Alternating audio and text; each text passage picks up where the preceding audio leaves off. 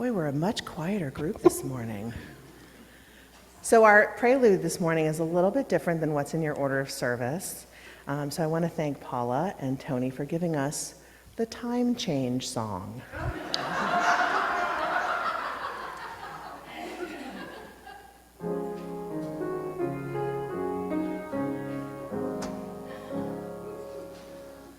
God of sleep and God of slumber, help us not be late, we ask. Changing clocks, one forward number, may we not forget this task. Choir directors, preachers, teachers, all will bless your holy name. If to Sunday church on time we came.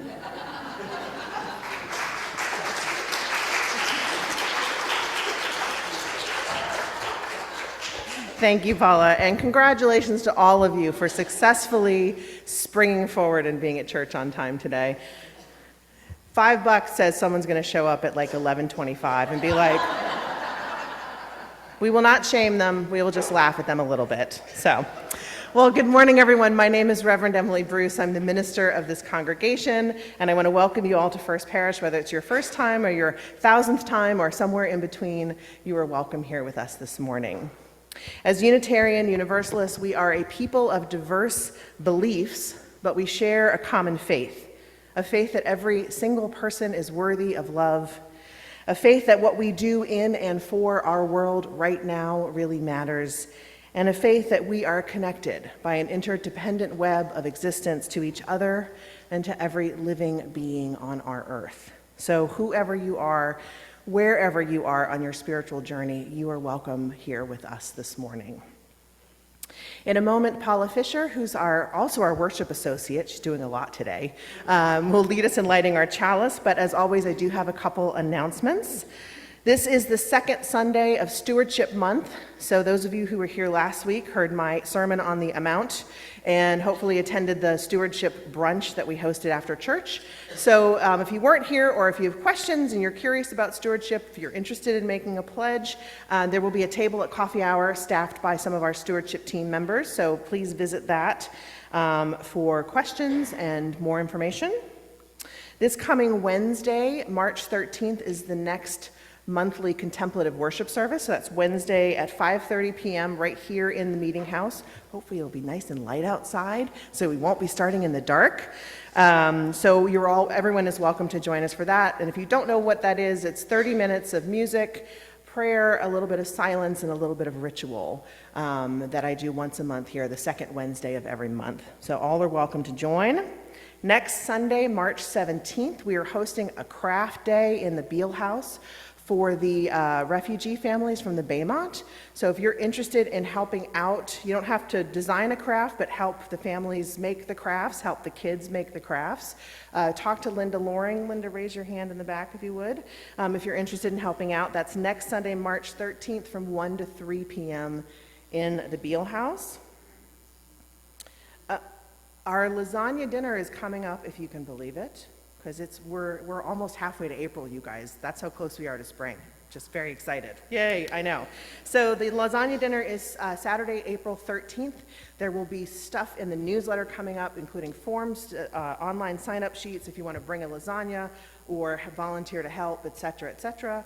So for those of you who don't know what the lasagna dinner is, it's one of our biggest fundraisers of the year, where you can either bring a lasagna as your entry or pay. I think it's $20. I don't remember how much it is, but you'll find out. And we all eat lasagna, clearly, together. Lots of different delicious lasagnas. And there's also an auction. So it's a lot of fun, and I hope you'll come. Again, Saturday, April 13th. And one more reminder that was in the newsletter this week, too. The Matthew Mission Food Pantry that we collect for every month, they have seen an enormous spike in clients showing up. They were averaging 40 to 50 people a week. They're now averaging 80 to 100. So just a general encouragement to bring in those canned goods, those dry goods, anything you can spare to help them. I went to volunteer there this past week, and they had about 80 people show up, and they're actually contemplating going to twice a month just because they don't have enough money or food to meet the demand of serving that many people every single week. But we can still support them. So there are baskets over in the Beal House with a list of items that we're collecting for them. So I just encourage you to recommit to the food pantry because they really need our help. There's a lot of people dealing with food scarcity in our world today. So that's all. That was a lot of announcements. So I invite you all to get comfortable in your seat, to silence your cell phones. Double check right now if you wouldn't mind taking a moment. Did you silence your cell phone? That would be great. And get comfortable in your seat. If you're feeling any tension in your neck or your jaw or your shoulders, just kind of shake it out and get comfortable. And join me in taking a deep breath in and out. Let's do that one more time. In and out. This time is for you, this time of rest and hopefully relaxation and spiritual renewal. The world and its problems will still be there when this hour of worship is over, so allow yourself the gift to be present in this space with all of us for the next little while. Let's do one more deep breath in and out. Feels good, right? Yeah. All right. Paula will lead us in lighting our chalice.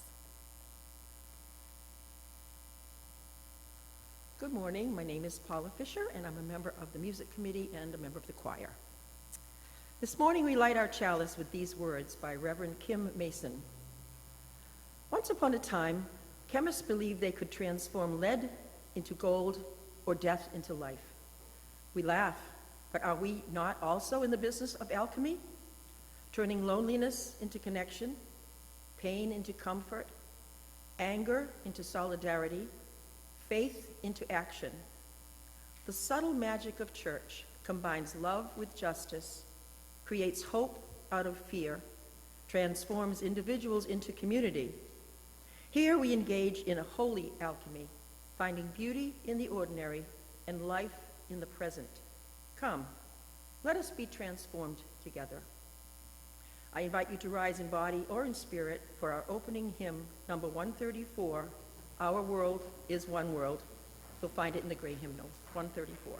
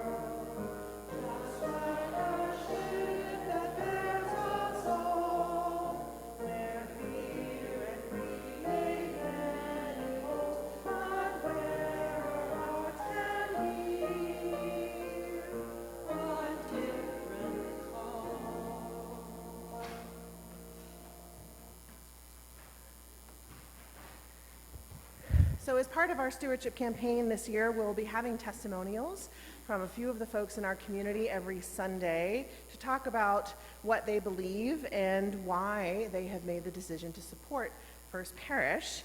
So I'd like to invite up Donna Apple to give her This I Believe testimonial. Donna, you can come right over here.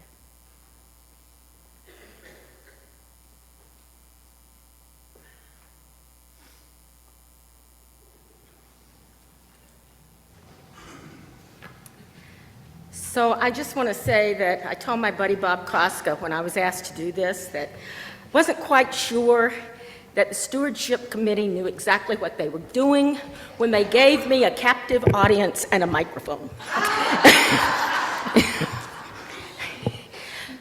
But to start, I just want to say that no one is ever going to describe what First Parish is like better than Barbara Aguilo did last year. When she said, "We are like NPR, but with hugs," that was classic. It was classic. So, why do I support First Parish? Because of the love, the outreach, the compassion, the sense of feeling something that is bigger than me when I walk into this space.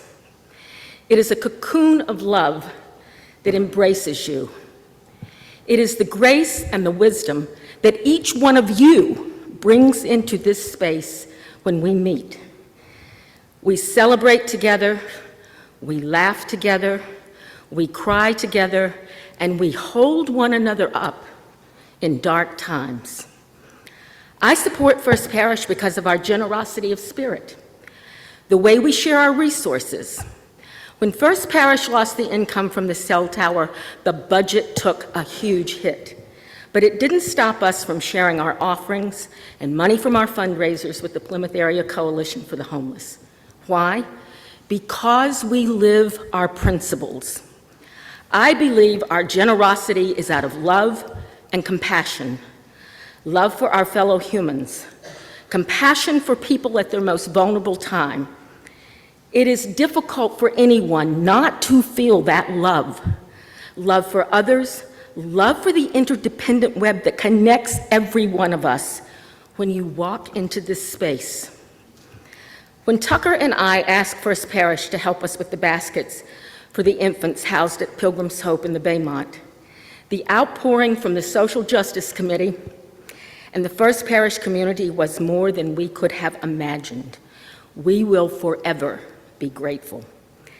This was a small act of kindness, but this community grew that small act of kindness into an act of generosity and love that helped us to open our eyes and our hearts, and it inspired us to continue Love from Olivia as long as there is a need.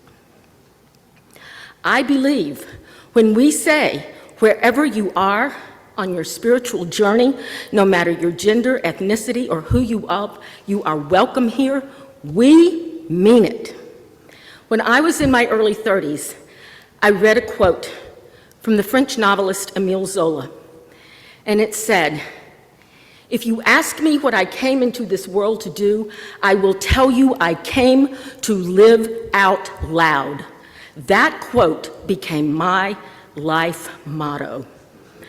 I believe that here at First Parish, everyone is supported and encouraged to live your authentic self out loud because we embrace individuality, we are open thinkers, we ask questions out of genuine curiosity, and we appreciate that there's more than one color in the crayon box. We believe in equity and equality as necessary steps towards justice. Why? Because we love. We sing it every Sunday.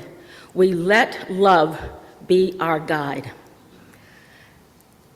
I could go on for the rest of the hour about why I support First Parish and the work that happens here, how that fits with my belief system, but I know that Reverend Emily's prepared a sermon for today, and she's going to make me give up my microphone. So let me sum up. Being a member of and supporting First Parish is a privilege and an honor that I wholeheartedly embrace without reservation. Why do I support First Parish? Because of the love and the hugs. And Kathy Kay, this is for you.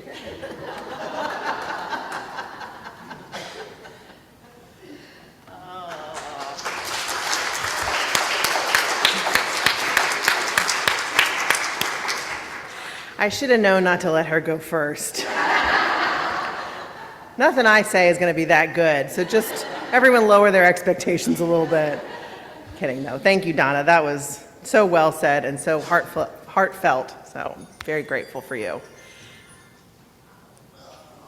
It's okay. We're all human. It's all good. So, that being said, as you may have noticed, our order of service is a little wonky today, and that's intentional because of what we're going to talk about. I kind of broke things up in a little bit different way. Because today, and also in continuing into next Sunday, we're going to be spending some time in our service talking about the changes to Article 2 of the UUA bylaws that will be voted on at General Assembly this coming June. And if you didn't understand most of that sentence, that is okay. And if you're visiting us this morning, it is a little bit of inside baseball we're going to talk about, but there's still a message, hopefully, for you to take away. There is a message for you to take away. So it's important to give us all a chance to kind of contemplate the changes that are about to be made to our principles for all UU churches everywhere. So I'm going to do a little bit of unpacking and explain what is changing, why it's changing, and hopefully give you a little bit of food for thought that will help you process your thoughts and feelings around these changes. So first, what is changing? So the Unitarian Universalist Association is governed by a set of bylaws, just like we are here at First Parish. And the UUA bylaws have 15 sections, which they call articles. Article 2 is the one that we're talking about today. It defines the purpose of the UUA, and it also contains the 7 principles, the 6 sources, and 2 additional statements, one on inclusivity and one on freedom of belief. So without looking at the back of your order of service, who can name some of the 7 principles? Just shout them out. Well done. Diane Richard gets a cookie. Lauren? Interdependent web. Bob? That was yours. That's the first one, then the 7. Those are the 2 most common ones that people get because they're kind of the tent poles. Dennis? Respect for the democratic principle. Yes. Democratic process. Yes. Judy? Free and responsible search for truth and meaning. Amen. Exactly. Thank you. Anyone else? Coffee. It really should be one of our principles. Yes. Yes. Acceptance, and encouragement of spiritual growth. Thank you, Bud. All right, so I'll give you the others because I know you're dying to turn over your order of service. Justice, equity, and compassion in human relations, and the goal of world community. Those are truncated versions of what's actually printed on your order of service. Okay, that's pretty good. That's pretty good. Here's the second pop quiz. Can anyone name the 6 sources? And nobody. Okay, that's okay. Because the 6 sources are not something we talk about a lot. It's not something that, oh, Graham. No, but you've jumped ahead a bit, so we're going to get to where you are right now in a few minutes. Yeah, but thank you for that. All right, it's okay if you don't know the 6 sources. I don't know them off the top of my head. I had to look them up. But the 6 sources are where our inspiration comes from, what resources we draw on for spiritual wisdom and insight. So those are the direct experience of transcendent mystery and wonder, that sense of awe we all feel over nature and moments of beauty. That is an actual source of spiritual inspiration for us, and I love that that's the first one. Words and deeds of prophetic people, wisdom from all the world's religions, Jewish and Christian teachings, humanist teachings, and spiritual teachings from earth-based traditions. So in our current Article 2, those are named as the 6 sources where we receive spiritual and religious wisdom to guide our faith. okay? And if you didn't know it, that's okay, because like I said, it doesn't get nearly as much airtime as the principles. So to recap, the current Article 2 as it stands has those 7 principles, has the 6 sources, plus it has 2 statements, one on inclusivity and one on freedom of belief, because we are all free to believe. There's no creed here. We're a non-creedal faith, which means there's not a statement of belief you have to agree to in order to call yourself a UU. That makes sense, yes? Okay, good.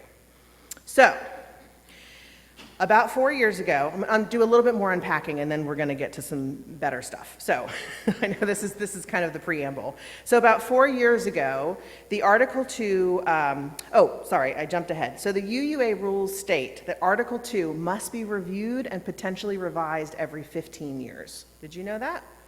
I didn't know that.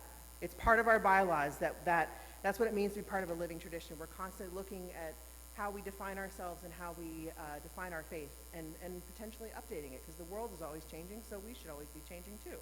Not always changing, but, being open to change.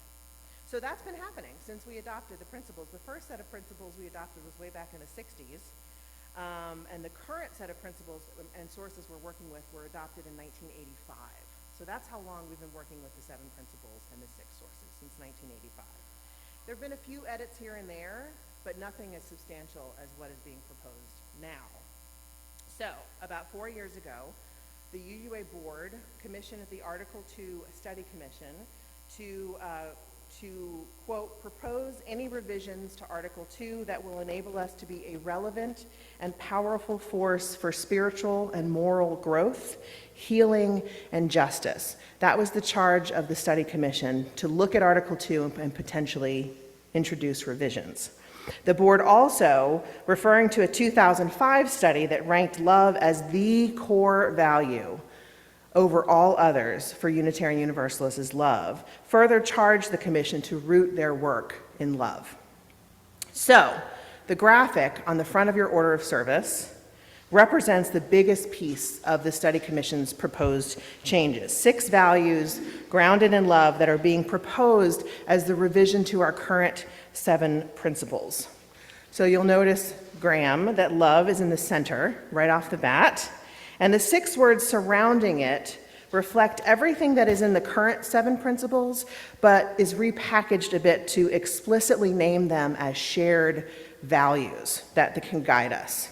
So this change from 7 principles to these 6 values grounded in love represent the biggest change in the new proposed Article 2. The other elements, the 2 statements on inclusion and freedom of belief aren't really changing much, so I'm not going to talk about them. And the 6 sources are still in there, but are being sort of repackaged by a paragraph that describes more broadly that we gain wisdom from many sacred and secular sources, versus listing out those 6 specific sources that I named. And overall, I'll say, we can talk more about this offline, but overall that makes some sense to me, because if we teach and preach that wisdom is available from many different sources and in many different ways, it feels right to have a somewhat broader statement that encapsulates that versus the list of 6 sources. So I'm really going to spend time talking about the graphic on the front of your order of service. A big part of the feedback that the commission got while they were doing their research is that our current 7 principles weren't action-oriented. They didn't provide, quote, guidance on how we might approach living out these principles in our congregations and the world. In fact, in the current 7 principles, the only action being asked of congregations is that they, quote, affirm and promote these 7 principles without really talking much about what that looks like or how we do that. So that's kind of what the commission was getting at. So a lot of their work was really granular and action-oriented about what our faith is rooted in and how it calls us to act in the larger world. And as someone who really loves words, this was hard for me to process, the loss of the 7 principles. I've been on a journey processing this for myself since I first read the revised language last year. Because I'm a person who loves words, but I'm also a person who really loves it when people get to the point and are succinct. So in some ways, I can really appreciate these 6 values over the 7 principles because they feel succinct. They also feel and maybe, well, they feel like a better way to describe Unitarian Universalism to someone who doesn't know anything about us. Like 6 values rooted in love feels like really clear. So, you may disagree, and that's okay. So, each of the 6 values has a corresponding action statement and covenant, and so I'm going to split those 6 values up between this Sunday and next Sunday to talk a little bit more about them, and then also give you hopefully some food for thought and how to process your thoughts and feelings about each of these 6 values. So, the preamble is out of the way now. Let's talk about justice. That's the first one.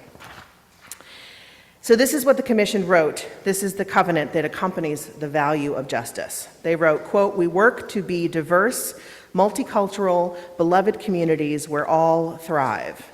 We covenant to dismantle racism and all forms of systemic oppression. We support the use of inclusive democratic processes to make decisions." That's what's in the new language. The author and activist, Dr. Cornel West, says, quote, "Justice is what love looks like in public." And I wanted to start with justice because for so many of us, justice is really our main shared value, right? No matter where you are on the spiritual or religious spectrum, we can all connect on issues of justice, right? I think second only to love, justice really sits at the center of our Venn diagram. And our world is awash in injustice. Yes, we know this. It always is. And it feels especially hard at the present moment. Injustice feels somehow incredibly visible and cruel right now in this moment of our world. So in light of that, what does it mean to be guided by the value of justice? What does that look like in the world in terms of action? It means being awake, obviously, to the injustices that surround us, even in this community, the economic injustices of those who cannot afford to buy food, pay rent, and support their families, the racial injustices of those who are targeted and oppressed for the color of their skin, the xenophobic injustice directed at those who have recently come here from other countries seeking safety and security for their families, and the homophobic injustice directed at our family and friends in the LGBTQ+ community, especially our trans and non-binary friends and family. Being awake and responding to all of those things, often in the tiniest of ways because none of us can take on this system by ourselves, but responding even in small ways is living into the value of justice. And we can do it in the best possible way by recognizing the humanity in every person that we meet. The inherent worth and dignity. We know it's about relationship. It's always about relationship. So there's no they when it comes to justice. There's only us, right? So a big part of this value is understanding our deep connections to those who are struggling under the weight of injustice and not being afraid to go help them however we can. Mother Teresa once said, "It is fashionable to talk about the poor. Unfortunately, it is not so fashionable to talk with the poor." So as you contemplate what justice might mean for you as a value, ask yourself how you see yourself connected to the folks living down the street at the Baymont Hotel. How do you see your life as being connected to theirs? How about the folks who show up at the food pantry in Taunton every Saturday, or the hundreds of food pantries that are overcrowded and overrun every week? How do you see yourself connected to them? How do you see yourself connected to those who are struggling to survive in an economic system that is stacked against them? Maybe you even know people who are struggling to survive in this economic system. How can we help each other figure out the ways, however small, that we can help?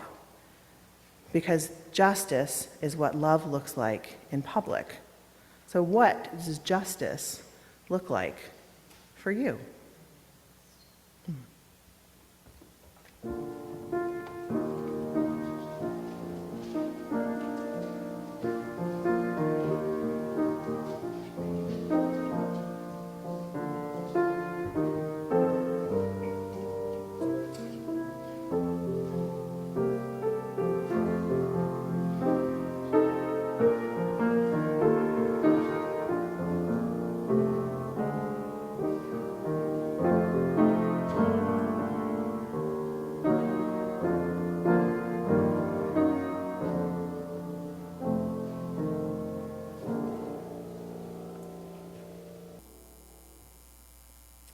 second value we're going to talk about now is equity.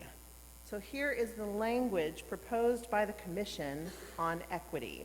Quote, "We declare that every person has the right to flourish with inherent dignity and worthiness. We covenant to use our time, wisdom, attention, and money to build and sustain fully accessible and inclusive communities." There is a lot in there.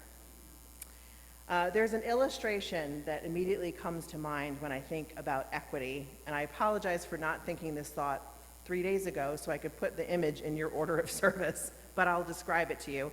And some of you have likely seen this before. So if you will picture in your mind's eye a drawing of 3 people facing a fence, an adult, a child, and a smaller child like a toddler. And from our vantage point, we can see over the fence that there's a baseball game happening on the other side. In this image, each person standing on a box of equal size and height. This enables the adult to easily see over the fence. The child, if they're standing on their tiptoes, could just barely see over the edge of the top of the fence. And the toddler, of course, being a toddler, cannot see over the fence at all. And underneath this image is the word equality. Now, picture the same image with a slight difference. The adult is standing on the same box, easily seeing over the fence. The child is now standing on 2 boxes, and they can now easily see over the fence. And the toddler is standing on 3 boxes, and they are now high enough that they can easily see over the fence. And underneath this image is the word equity. Equity is not the same thing as equality. Racial justice activist DeRay McKesson puts it this way: with equality, everyone gets the same thing. But with equity, everyone gets the things they deserve. Does that make sense to you?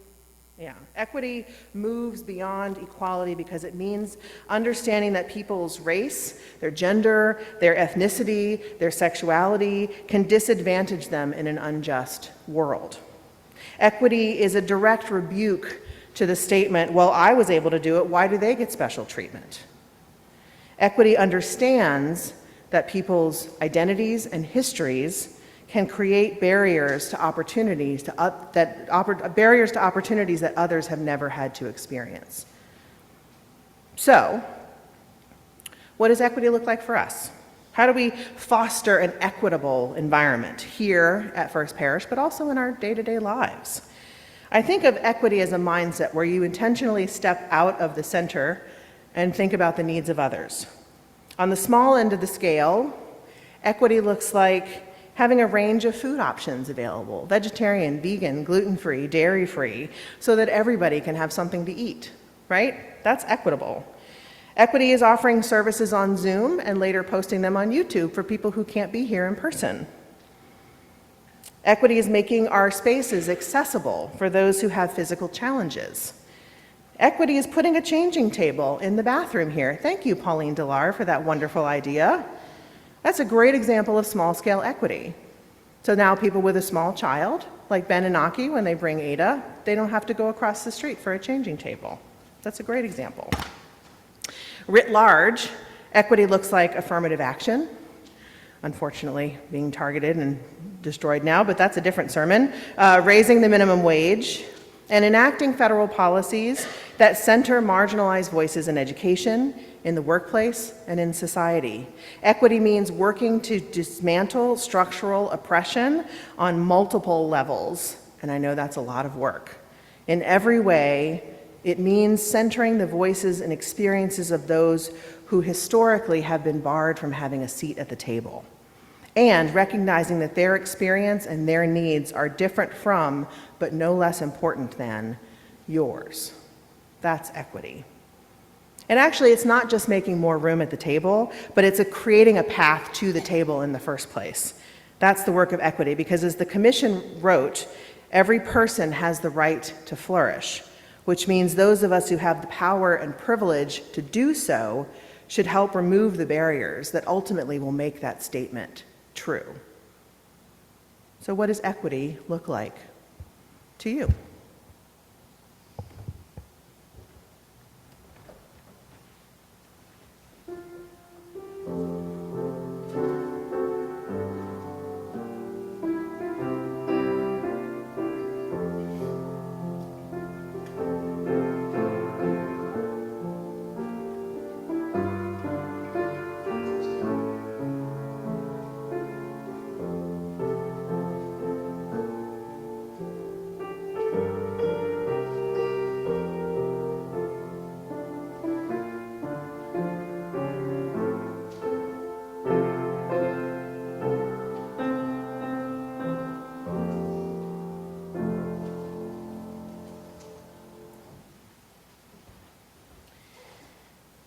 Finally, we are going to focus on interdependence, something we talk about already a lot here. I know I preach a lot about interdependence. So here's what the Commission wrote. Interdependence. We honor the interdependent web of all existence. We covenant to cherish Earth and all beings by creating and nurturing relationships of care and respect. With humility and reverence, we acknowledge our place in the great web of life, and we work to repair harm and damaged relationships.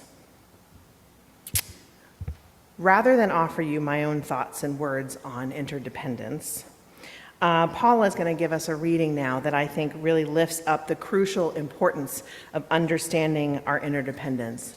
And then after that, the choir will give us the beautifully perfect anthem, Sing Gently, as our offering. Paula.